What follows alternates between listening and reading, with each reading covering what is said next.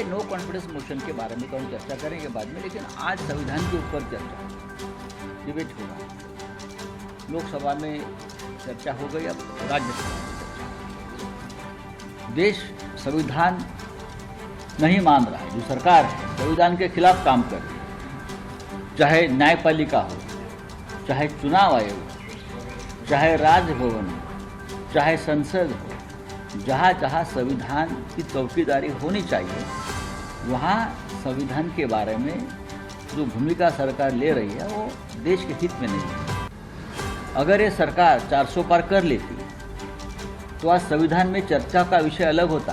अब संसद में चर्चा का विषय क्या होता? संविधान बदलना क्यों जरूरी है, उस पर डिबेट होता। लेकिन 400 पार को ब्रेक लग गया, इसलिए हम संविधान पर चर्चा कर रहे हैं। देश की जनता का हम आभार मानते हैं कि आपने ब्रेक लगा दिया, लेकिन हम चर्चा करेंगे। लेकिन जिस देश की न्यायपालिका, चुनाव आयोग जैसी संस्थाएं नरेंद्र मोदी जी और अमित शाह के दबाव में काम करते हैं, वहाँ संविधान खतरे में है। ये झाकिर हुसैन जी का जाना देश के लिए बहुत क्षति पहुँचाने वाली खबर है।